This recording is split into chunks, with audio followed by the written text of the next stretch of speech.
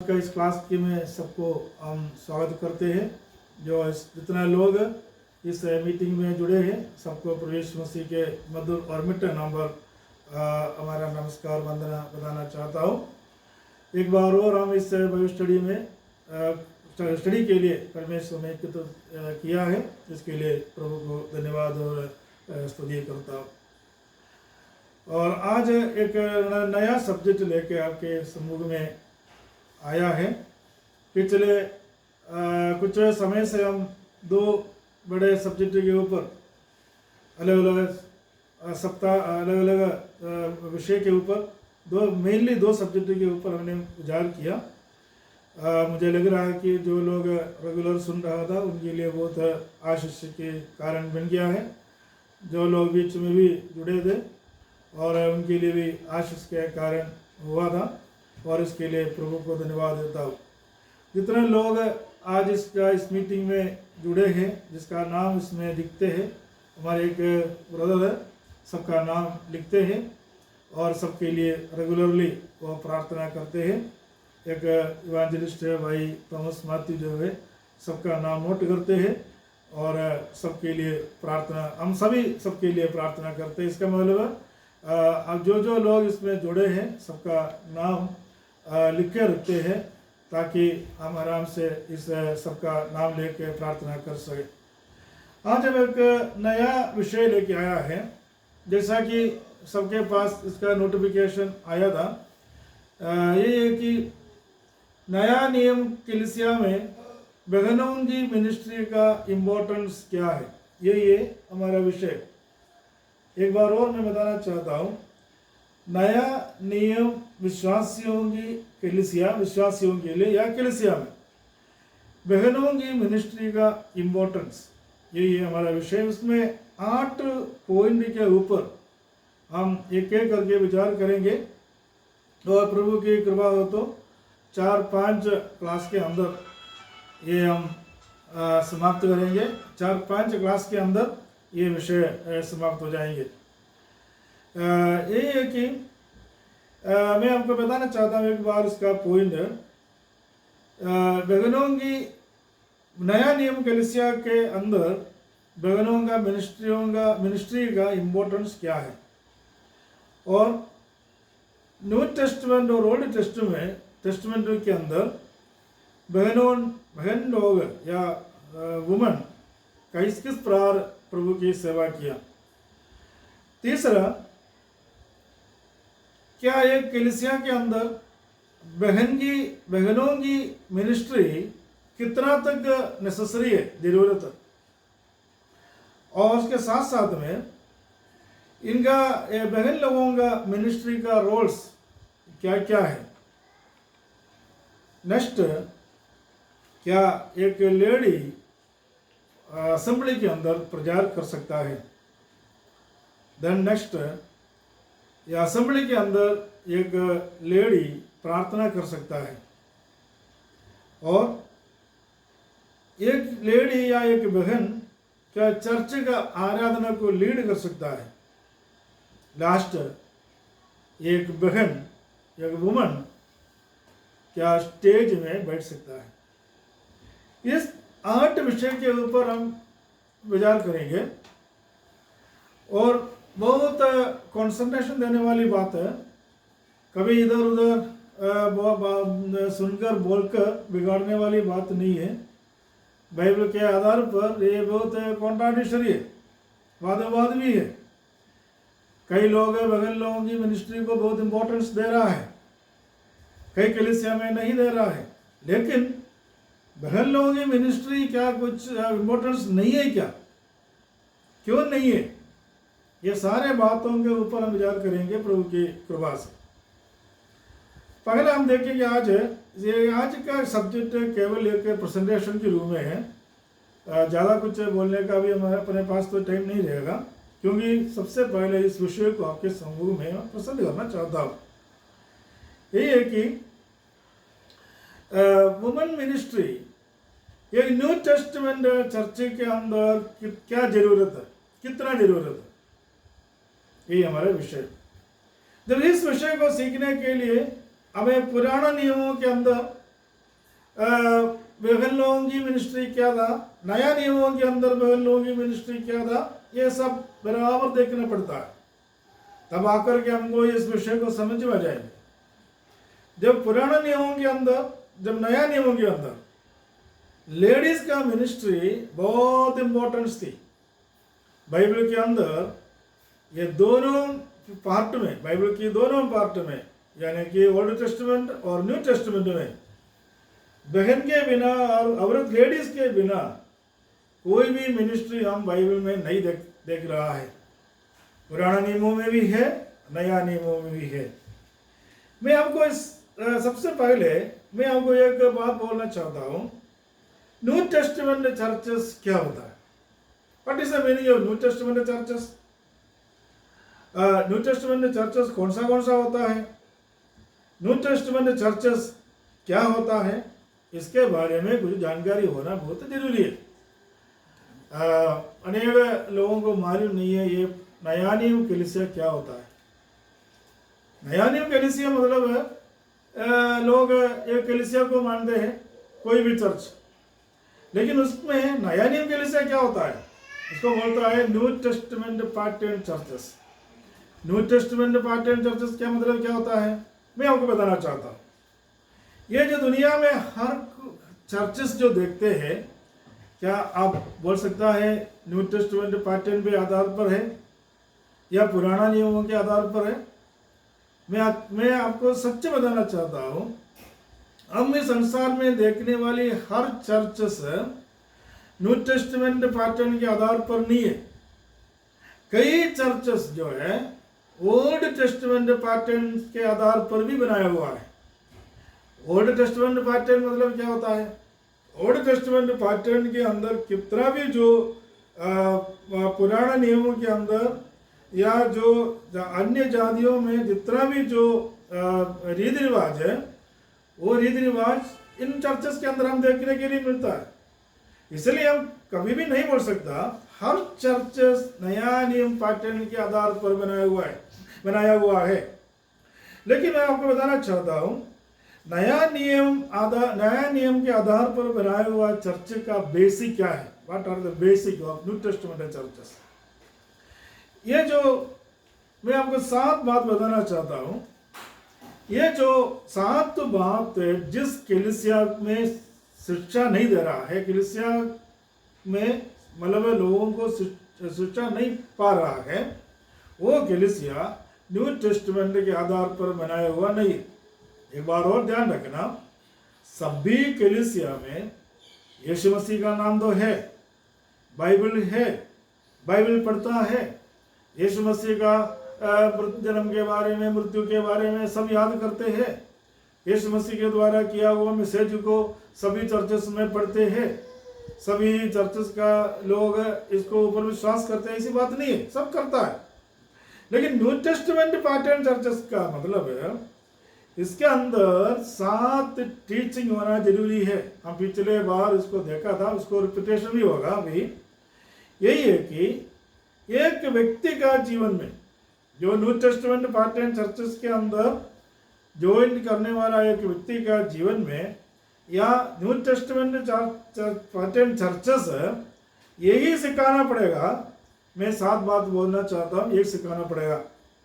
एक तो है रिपेंटेंस, पश्चाताप, दूसरा उद्धार, तीसरा बपतिस्मा, चौथा डॉक्ट्रिनल टीचिंग, 5वीं बात है फेलोशिप, संगति, 6वीं बात है ब्रेकिंग ब्रेड, रोटी में से तो रोटी तोड़ना, 7वीं बात है प्रार्थना करना। ये जो पहला 3 बात है एक ही बार होकर बाकी शेष 4 काम के लिए लोगों को तैयार कर रहा है। ये न्यू टेस्टमेंट पैटर्न चर्चेस। पहला 3 क्या है? एक तो पश्चाताप करना, उद्धार पाना, साथ साथ में बपतिस्मा लेना। इस विषय के ऊपर पिछले 3 दिन में हमने पढ़ाई बहुत किया था, और इसके लिए इसका रिपीटेशन करना अभी भारी है, मुश्किल है, नहीं कर पाएगा। फिर भी एक बात ध्यान रखना, ये बेसिकली रिपेंडेंस होना उद्धार मन पर हुआ ना, उद्धार पाना, बपतिस्मा लेना एक मेन पिलर है एक विश्वासियों के लिए, एक कलीसियाओं के लिए।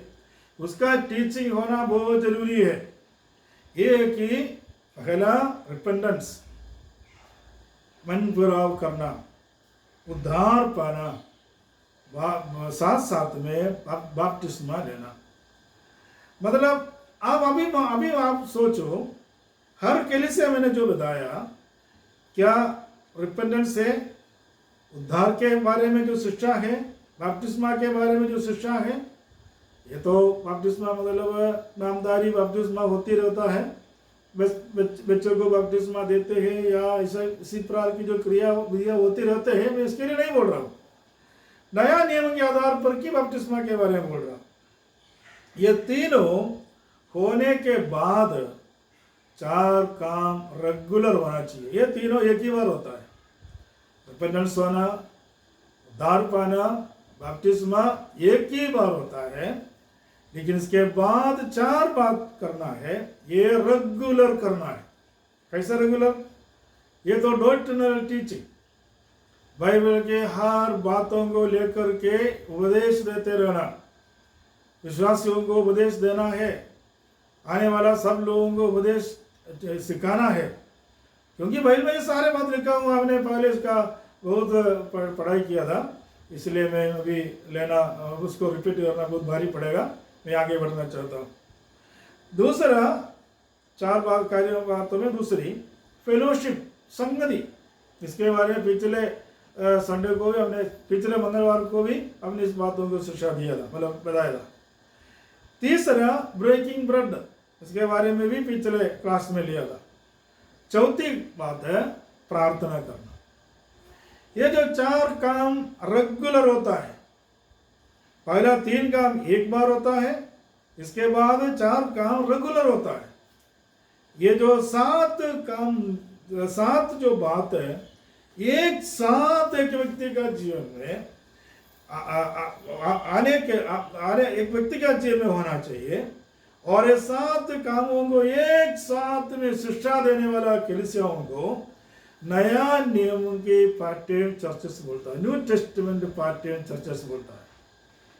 बाकी चर्चेस है और डिनोमिनेशन की चर्चेस होता है, ये मतलब पुराना चर्चेस इत्यादि बात बोल के लोग अलग अलग डेफिनेशन दे रहा है, अपना कोई विषय नहीं है इसका।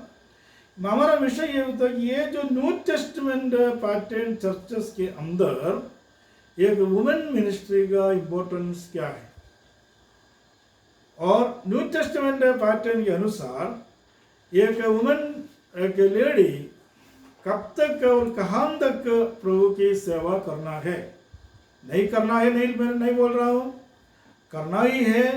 वुमेन्स का बहुत इम्पोर्टेंस है, लेकिन उसका क्या है, उसका कंडीशन क्या है, उसका लेवल, इस बातों को हम स्टडी करेंगे। हम धीरे धीरे इसको समझाएंगे और स्टडी होगा तभी तो मालूम पड़ेगा सब कुछ। बीच बीच में थोड़ा बहुत सुनकर या पूरा नहीं सुनकर फिर बोला ऐसा समझा, इसका कोई मतलब नहीं। ऐसा बोलने से कोई मतलब नहीं होता है, तो पूरा सीखना पड़ेगा, तब आकर के इसके बारे में पूरा अध्याय मतलब स्टडी मिलेगा। और आगे इसका प्रेजेंटेशन के रूप में आगे हम देखते हैं नया नियम और पुराना नियमों के अंदर कितना तक वुमेन मिनिस्ट्री किया हुआ है, पुराना नियमों में और नया नियमों में। पुराने नियमों में हम देखते हैं कि बहुत सारे लेडीज प्रभु परमेश्वर का सेवा किया था, उसके बारे में हम स्टडी करेंगे। नया नियम के अंदर भी बहुत सारे लेडीज है, उसके बारे में भी हम स्टडी करेंगे। तीसरा प्रेजेंटेशन के रूप में हम देखते हैं एक चर्चेस के अंदर एक वुमेन मिनिस्ट्री का जरूरत है क्या। मैं यहां तक एक शब्द में आंसर आपको देना चाहता हूं, बहुत जरूरी है। क्योंकि परमेश्वर यदि एक लेडीज को सृष्टि किया है तो परमेश्वर के लिए उद्देश्य है हर एक वुमन, हर एक लेडी, हर एक बहन प्रभु की सेवा के लिए बहुत जरूरी है। जिस प्रकार आदमी का जरूरत है उस प्रकार एक लेडीज का भी जरूरत है। लेकिन इसका कहाँ तक कौन सी लेवल तक इसका है, वो क्या क्या इसका होता है, इसके बारे में स्टडी हम आगे करेंगे। देन एक वुमेन का रोल्स क्या क्या होता है, उत्तरवादित्व, उनका रिस्पॉन्सिबिलिटी क्या क्या होता है, उसके बारे में स्टडी करेंगे। देन एक असेंबली के अंदर, एक चर्चेस के अंदर, असेंबली मतलब है ब्रदर असेंबली नहीं बोल, असेंबली ये असेंबली ऐसा नहीं है। नया नियम के अंदर असेंबली मतलब है गादरिंग, विश्वासियों का गादरिंग को असेंबली बोलता है। असेंबली बोलने से कुछ लोग सोचेंगे एक ब्रदर असेंबली का है, ऐसा नहीं है। असेंबली मतलब है, उसका मीनिंग है गादरिंग, अलग अलग लोग अलग अलग जगह से इकट्ठा होना। अभी हर स्कूलों में सुबह सुबह असेंबली होता है, ये ब्रदर असेंबली नहीं है। वहाँ हमारा आराधना ऐसा तो नहीं होता है, उसमें बोर्ड नहीं लगा कि ब्रदर असेंबली स्कूल में सुबह सुबह, ऐसा नहीं होता है। असेंबली मतलब है नर्सरी से लेकर 12वीं तक जो क्लास है, वो सारे स्टूडेंट्स को लाइन में लाके एक जगह में खड़ा करके उसमें एक्सरसाइज करवाना, और अपना जो नेशनल एंथम जो गाना और उनकी और प्रिंसिपल मैनेजर जो भी टीचर्स अपने अपने बात बताना, ये उनका जो भी इंस्ट्रक्शन देना, ये सब असेंबली में होती है। लोगों को असेंबल करना, इकट्ठा करना होता है। असेंबली मतलब है विश्वासियों का इकट्ठा होना, विश्वासी लोग एक साथ में आके बैठने के लिए असेंबली बोलता है। क्या उस समय एक लेडी प्रचार कर सकता है? ये बड़ा ग्रेट सवाल है, इसके ऊपर बहुत सारे चर्चा किया हुआ है, बहुत कंट्रोवर्शियल है, बहुत लोग इसके ऊपर ही बोलता है कि कर सकता है, अनेक लोग बोलता है नहीं कर सकता है। हम इसके बारे में डिटेल स्टडी आगे करेंगे। देन आगे लिखा है क्या एक असेंबली में, असेंबली मतलब जैसा मैंने कहा वैसा ही है कि चर्चेस के अंदर वुमेन प्रेयर कर सकता है क्या? ये सवाल है। हम लोग पूछेंगे देखो तुम्हारा चर्च के अंदर लेडीज प्रार्थना क्यों नहीं कर रहा है? कौन बोला नहीं कर रहा है? कौन बोला नहीं करना? क्या किसी को मना कर दिया क्या? प्रार्थना करने के लिए तो आता है, घर से क्यों तैयार होकर के आते हैं? प्रार्थना करने के लिए तो आता है, गाना गाने के लिए भी आता है, और वहाँ की जो भी एक्टिविटीज है उसमें शामिल होने के लिए ही तो आता है ना। सुबह सुबह उठ करके बच्चों को तैयार करके खाना बना के जल्दी से जल्दी घर का थोड़ा काम करके तैयार होकर के चर्चेस में आने के उद्देश्य क्या है? यही है, प्रभु के सेवाई में जितना भी रोल उसके लिए है वो सब करने के लिए तो आता है। प्रार्थना करना है, करेंगे। जब तक प्रार्थना नहीं करेगा तो क्या लेडीज का जीवन में क्या होता है? कोई मतलब नहीं होता है। लेकिन सवाल इस बातों का है, सबके सामने खड़े होकर के प्रार्थना कर सकता है क्या? इसके बारे में हम आगे बता देंगे, क्योंकि वो एक अलग सब्जेक्ट है, अलग एक दिन का एक चैप्टर है, इसलिए अभी बोलेगा तो इसका मजा नहीं आएगा, उस समय आपको समझ आ जाएगी। देन आगे एक सभा के या कलीसिया में लीडिंग कर सकता है क्या एक लेडी? एक बड़ा ग्रेट सवाल है। कई कलीसिया ऐसी होती है ना, लेडीज लीडिंग नहीं करेगा तो वो कलीसिया में मजा नहीं आएगा। कलीसिया मजा आने वाले कलीसिया के लिए नहीं है। Church gathering is not for funny thing, not for enjoying. लोग बोल रहे हैं उधर जाए तो मजा नहीं आता, एंजॉयमेंट नहीं मिल रहा है। परमेश्वर की कलीसिया एंजॉयमेंट करने वाला नहीं है। उसके लिए क्लब में जाओ या दूसरी जगह में जाओ, अच्छा मजा उठा के आ जाओ। मजा लेने के लिए कोई भी प्रभु के कलीसिया में नहीं आना है या नहीं आता है, मजा नहीं मिलेगा। ये बात मान के चलना, प्रभु के कलीसिया के अंदर जाने से किसी को कोई मजा नहीं आएगा। मजा से ऊपर एक बर्डन बढ़ेगा। बर्डन मतलब क्या होता है? बोझ बढ़ेगा। प्रभु के कलीसिया एक बोझ लेकर के जाना है और दूसरी बोझ लेकर के घर जाना, इसका मतलब है कंफ्यूजन नहीं होना। यीशु मसीह बोला बोझ से दबे हुए परिश्रम करने वालों मेरे पास आओ, मैं तुम्हें विश्राम दूंगा। मतलब कलीसिया में जाना मजा उठाने के लिए नहीं, बोझ लेके जाता है, फिर बोझ लेके वापस जाता है। कौन सा बोझ है? बड़ा एक रिस्पॉन्सिबिलिटी लेके अपन को वापस जाना पड़ेगा। ऐसा नहीं है कि चर्च में गया, सबके सामने मुख दिखाया, ऑफरिंग दे दिया, रोटी तोड़ा, प्रार्थना किया, चले गया, कोई बोझ नहीं। आजकल विश्वासियों का कौन सा बोझ होता है? कोई बोझ नहीं। बोझ लेने के लिए बोलेगा तो जब घर पहुंचेगा तब तक मरमरिंग करेगा ना, बुड़ाएगा, अरे पादरी साहब ने बोला मेरे को ऐसा करना, मेरे को ये करना, वो करना। बोझ उठाना नहीं चाहता है। पर प्रभु के कलीसिया मजा उठाने वाला नहीं है। प्रभु के कलीसिया में लोग इकट्ठे होने का मतलब बोझ उठाना है। यीशु मसीह के लिए बोझ उठाना। यीशु मसीह बोला जब तक मेरा क्रोस उठा के मेरे पीछे नहीं होता है वो मेरा चेला नहीं बन सकता। मतलब क्रोस को छोटी बात है क्या? बहुत बड़ा भारी चीज है। हमारा बोझ उतारना है और दूसरा बोझ लेके चलना है। मतलब अब कन्फ्यूजन नहीं होना, धीरे धीरे अपन ये बातों को समझेंगे। 8वीं प्रेजेंटेशन के रूप में 8वीं बात है, क्या एक लेडी स्टेज में आराधना के समय पर स्टेज में सबके सामने बैठ सकते हैं क्या? आदमियों के बीच में, आदमी लोग या उत्तर प्रदेश के बीच में एक लेडी आराधना के समय पर बैठ सकते हैं क्या? ये एक बड़ा एक सवाल है। इसका उत्तर साधारण लोगों के पास नहीं है।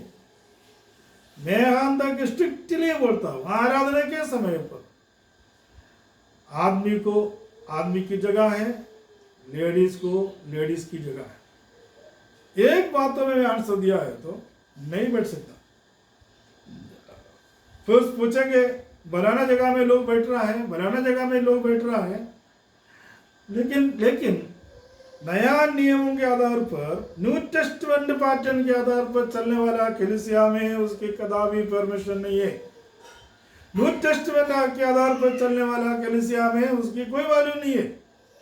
क्योंकि कारण क्या है? प्रभु की कृपा है तो अपनी क्लास में उसको आगे जरूर इस विषय को लेंगे और तभी आपको समझ में आ जाएंगे। अभी मैं आपको एक थोड़ा बहुत एग्जाम्पल बोल के, नया पुराना नियमों के अंदर वुमेन मिनिस्ट्री किस प्रकार होता था या प्रभु की सेवा बहनों के द्वारा किस प्रकार किया था, उसका एक इंट्रोडक्शन बोल करके आज के क्लास को मैं समाप्त करना चाहता हूँ। प्रभु की कृपा है तो अगले संडे से मंगलवार से हर एक सब्जेक्ट के ऊपर हम डिटेल्ड स्टडी करेंगे। पहले देखेंगे उत्पत्ति की पुस्तक पहला अध्याय 27 आयत। उत्पत्ति की पुस्तक पहला अध्याय की 27, उसमें क्या लिखा है? उत्पत्ति की पुस्तक पहला अध्याय की 27 मैं पढ़ूंगा। इसमें लिखा है,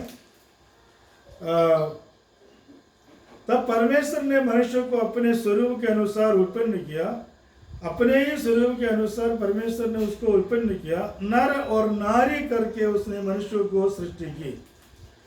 इधर देखो एक वुमन का इम्पोर्टेंस। परमेश्वर नर और नारी के रूप में एक दिन नहीं बनाया होगा या कब बनाया हमको कोई मालूम नहीं है, लेकिन इम्पोर्टेंस इस बातों को होता है नर और नारी के रूप में मनुष्य को बना के रखा। रखने के बाद में क्या किया? एक कॉमन रिस्पॉन्सिबिलिटी मनुष्य को दिया। ऐसा नहीं है कि फालतू रखा है, ऐसा नहीं है, मूर्ति जैसा रखा है, ऐसा नहीं है। एक कॉमन रिस्पॉन्सिबिलिटी दिया। और रिस्पॉन्सिबिलिटी क्या था? ये रिस्पॉन्सिबिलिटी हम देखेंगे दूसरे अध्याय की 15वें आयत के अंदर। दूसरे अध्याय की 15वां आयत के अंदर, तब यहोवा परमेश्वर ने आदम को लेकर आदम की वाटिका में रख दिया कि वह उसमें काम करे और उसकी रक्षा करे। देखो रिस्पॉन्सिबिलिटी नंबर 1 क्या है? उसका रक्षा करना, उसके काम करना। कलीसिया भी हो, घर हो, समाज हो, कोई भी जगह हो, जहाँ भी हो, एक आदमी और औरत का और ब्रदर्स और सिस्टर्स का एक साथ रिस्पॉन्सिबिलिटी है कि परमेश्वर जहाँ उनको रखा है वहाँ की सेवा करना। कलीसिया में रखेगा तो कलीसिया की सेवा करना। किस कलीसिया में आपको परमेश्वर ने रख लिया है, उस कलीसिया की में सेवा करने के लिए रखा है। अनेक लोगों को बुलाया गया, किसी कलीसिया के द्वारा बुलाया गया, कुछ समय के बाद में भगवान की सेवा छोड़ के चले जाता है। ये विश्वास योग्य लोग नहीं है। गलातियों की प्रेरित पौलुस बताया, जिस काम के लिए तुम्हें बुलाया गया है, जिस समाचार के द्वारा तुम्हें बुलाया गया है, वहाँ रुकना है जरूर, क्योंकि परमेश्वर नहीं चाहता है कि जहाँ तुम्हें रखा है वहाँ छोड़ के जाना परमेश्वर नहीं चाहता। एदन बगीचा बना के बोला वहाँ काम करने के लिए और रक्षा करने के लिए तुम्हें रखता हूँ। लेकिन वहाँ बात क्या हुई, काम करने के बजाय, रक्षा करने के बजाय हव्वा के नारी के जीवन में पाप आ गई, शैतान आया, पाप किया, फिर वहाँ से भागना पड़ा। देखो, जब तक दोनों ईमानदार हो, पति पत्नी या भाई बहन ईमानदार हो, तब तक परमेश्वर साथ रहता है। जब ईमानदारी छोड़ के शैतान को जगह जीवन में देता है तो अपनी रिस्पॉन्सिबिलिटी से भागकर अंधकार में जाना पड़ेगा, बाहर निकलना पड़ेगा। जब रिस्पॉन्सिबिलिटी जीवन में नहीं लेता है तब या रिस्पॉन्सिबिलिटी को छोड़ के जाना चाहता है तो शैतान काम करेगा, फिर परमेश्वर की महिमा से रहित हो जाएगा। सबने, इसलिए बाइबल में यहाँ पढ़ता है, सबने पाप किया, परमेश्वर की महिमा से रहित हो गया। देखो, पाप के कारण जाना पड़ेगा। बाकी परमेश्वर क्यों रखा है वहाँ, नर और नारी को बना करके वाटिका में रख दिया कि वह उसमें काम करे और उसकी रक्षा करे। एक कलीसिया भी हो, एक परिवार हो, नर नारी का दोनों का एक के साथ रिस्पॉन्सिबिलिटी है कि उसमें काम करना, हर मिनिस्ट्री में इसमें शामिल होना। ऐसा नहीं है कि जो कुछ बात आगे बोलना चाहता वही करे, वो दूसरा कुछ नहीं करे, ऐसा नहीं। काम करना और रक्षा भी करना पड़ेगा।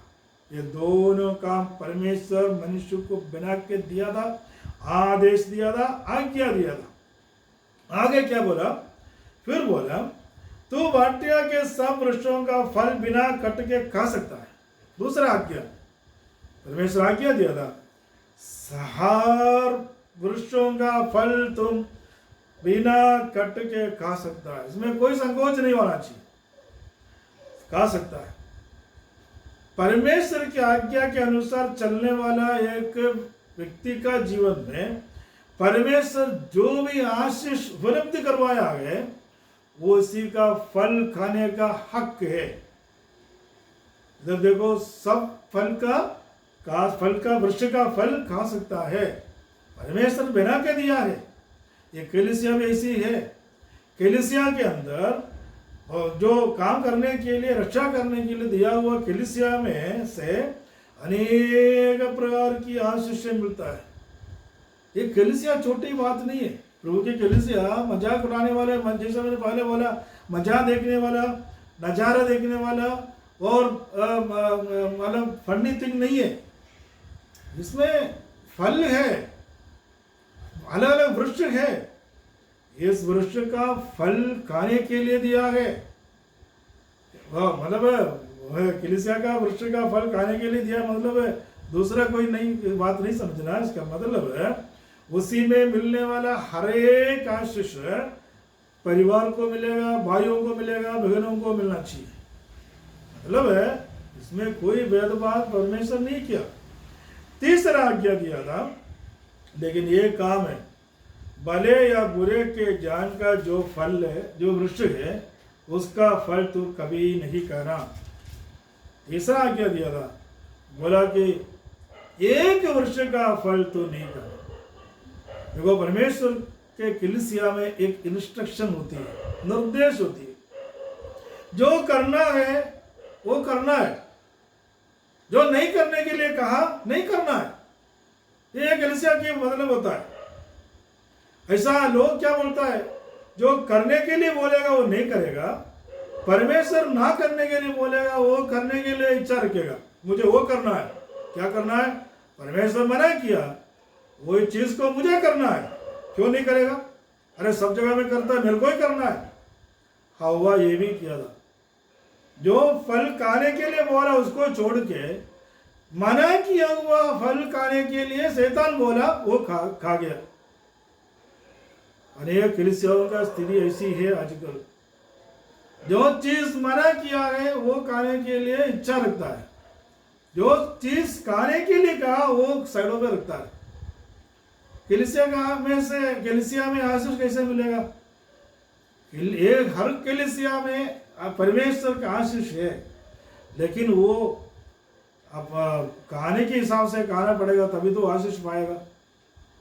और जो खाने के लिए दे रहा है वो नहीं खा रहा है, जो नहीं खाने के लिए जो बताया वो आराम से खा रहा है। उसका परिणाम क्या होगा? पाप लेकर, निराशा होकर, दुखी होकर और बहाम से निकलना पड़ेगा। खाने के लिए गया तो गया, खाने के लिए जिस जगह में रखा बहाम से निराशा होकर के जाना पड़ता है। प्रभु की कलीसिया आशीष मिलने वाला कलीसिया है, अनुग्रह मिलने वाला, उसमें से खाने वाला कलीसिया है, जो परमेश्वर की आज्ञाओं को पालन करने वाला होता है। दूसरे एक परिवार है, हम देखते हैं कि नोगा और उनकी परिवार। उत्पत्ति की पुस्तक 6वें अध्याय के अंदर, 6वें अध्याय का उसकी 18 आयत के अंदर हम ऐसा पढ़ता है। उत्पत्ति की पुस्तक 6वें अध्याय की 18 आयत में हम नोगा और उनकी परिवार के बारे में देखते हैं। परमेश्वर जो पूरा देश को नाश करना चाहता था, तो उस समय नोहा के ऊपर परमेश्वर का अनुग्रह मिला और परमेश्वर उस परिवार को बचा लिया। God's ministry, it is a church. रोम पत्रोस की पत्री के अंदर नोहा के बारे में, कुरिन्थियों की पत्री के अंदर मेरा कन्फ्यूजन हो रहा है, मुझे माफ करना यदि गलत हो तो। और उसमें उधर ही हम देखते हैं कि नोहा के जो जहाज प्रभु के कलीसिया के रूप में बताते हैं, क्योंकि उसमें जो बपतिस्मा के बाद तो वहाँ आते हैं। और उस कलीसिया में क्या हुआ? नोगा है, नोगा, ओके थैंक यू। नोगा और नोगा की पत्नी और 3 पुत्र और तीनों का पत्नी, टोटली कितने जने? 8 जन, 4 आदमी 4 औरत, कलीसिया का मेंबर। ये 4 आटों का काम एक जैसा था। एक जैसा मतलब क्या होता? भगवान कितना जानवर है, पक्षी है, उसकी सेवा करना, उनको रोज रोज भोजन की व्यवस्था करना। आज हम एक अमेरिका में कोई एक जहाज बनाया है, आर्क बनाया है नोहा का, उसका वीडियो मैंने देखा। उस समय कैसे कैसे इसको संभाला, उसी प्रकार की जो बना कर रखा है। अनेक लोग जाते हैं देखने के लिए, और उस उधर का सारे व्यवस्था, समय समय पर भोजन देना, सफाई करना, ये आदमी और औरत दोनों मिलकर किया था। प्रभु की कलीसिया भगवान था, काफी दिनों तक उस पानी के अंदर ही था, भगवान दोनों मिलकर सेवा किया। देखो प्रभु के कलीसिया में दोनों का इम्पोर्टेंस बहुत जरूरी है। ऐसा नहीं है कि बहन की कोई इम्पोर्टेंस नहीं है, मुझे प्रचार करने नहीं दिया इसलिए उस कलीसिया में मैं नहीं जाऊंगा, उस कलीसिया गलत नहीं है। नोहा के जहाज में आदमी और औरत मिलकर के काम किया था, तब आकर के इतनी भेड़ों को, इतनी जानवरों को, इतनी पक्षियों को संभाल पाया, अन्यथा कैसे संभाल पाएगा? ध्यान रखना इस बात होगा। और फिर आगे हम देखते हैं कि 12वें अध्याय के अंदर अब्राहम और उनकी पत्नी सारा, ये दोनों के जीवन में हम देखते हैं कि कितना मिनिस्ट्री प्रभु के लिए वो लोग किया है, दोनों साथ में किया था। अब्राहम की जगह अब्राहम, उनकी पत्नी की जगह में पत्नी सेवा किया। लेकिन एक बात ध्यान रखना, जब अब्राहम को परमेश्वर ने बोला तुम्हारे एकलौता पुत्र इसहाक को बलि चढ़ाने के लिए ले जाना, मैं इसको कहानी पूरा नहीं बोलना चाहता अभी, उस समय अब्राहम पत्नी को साथ में नहीं ले गया, पत्नी को घर में रखा। बोला परमेश्वर मेरे को कहा मैं जा रहा हूँ। कई लोग सोचते अरे मेरा पत्नी नहीं आया इसलिए मैं वो नहीं जा रहा, ऐसा नहीं होता है। अब्राहम को भी जो पर्सनली जो बात परमेश्वर कहता है तो जाके करने में कोई प्रॉब्लम नहीं है। पत्नी के बिना मैं कहीं नहीं जाऊंगा, कुछ लोग बोलता है पत्नी नहीं है तो मैं नहीं जाऊंगा, ये सब जाना आगे जरूरी है, लेकिन कई जगह में बिना पत्नी में भी जा सकता है। वहाँ अब्राहम को बलि चढ़ाने के लिए गया, उस समय सारा को नहीं ले गया, पत्नी को नहीं ले गया, दोनों साथ में था। लेकिन प्रभु की कलीसिया में दोनों का रोल बहुत बराबर है। देन अब आगे देखते हैं इयोब उनकी परिवार। इयोब इनके परिवार में क्या था विशेषता? इयोब अपने परिवारों के साथ बैठकर आराधना करते थे, प्रार्थना करते थे। आखिरी में पत्नी थोड़ा बहुत डाउट किया, बात सही है, फिर भी इयोब के हर सुख दुख में पत्नी साथ थी।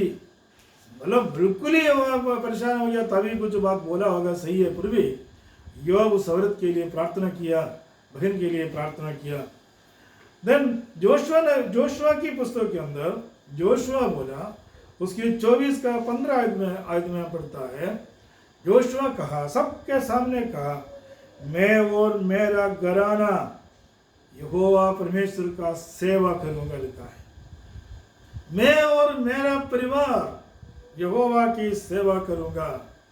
ഞാൻ कुटुंब उस समय ध्यान रखना, उस परिवार के अंदर जो मिसेस है, जो इनका यहोशू, उनकी पत्नी, उनके बच्चे सब मिलके प्रभु की सेवा करता था। मैं और मेरा परिवार यहोवा का सेवा करूंगा।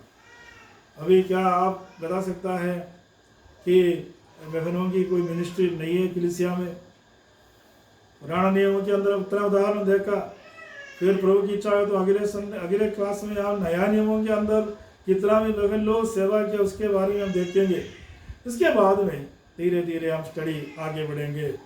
देखो ये जो है इतना बात है मैं आपके सामने आज इस विषय के ऊपर प्रस्तुत करना चाहता हूँ, जो कर दिया है। एक प्रेजेंटेशन किया और ओल्ड टेस्टामेंट के अंदर वुमेन मिनिस्ट्री कैसे था इसके बारे में भी बताया। इस वचन के द्वारा परमेश्वर आपको सहायता करे, मदद करे।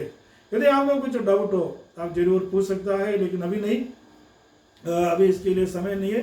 लेकिन एक ग्रुप बनाया हुआ है ट्यूसडे बाइबल स्टडी, उसमें आप जरूर उसमें ज़रूर आपके सवाल पूछ सकता है, या इसके अंदर अपन जवाब भी मिलेगा तो सब पढ़ भी सकता है। उस ग्रुप के अंदर आपका नाम नहीं आया तो आप ज़रूर बोलना, ताकि आपका नाम भी इसके अंदर हम जोड़ देंगे। मुझे लग रहा है कि आज मैं यहाँ समाप्त करना चाहता हूँ। मुझे लग रहा है कि आज की जो क्लास आपको अच्छा लगा और मज़ा आएगा। पर मज़ा मतलब मैं बोलना गलत है, फिर भी बोल रहा हूँ, आपको स्टडी करने के लिए मज़ा आएगा। रेगुलर आप इस स्टडी को अटेंड कीजिएगा। परमेश्वर आपको सहायता करे, मदद करे। आइए प्रार्थना के साथ में हम इस मीटिंग को समाप्त करेंगे।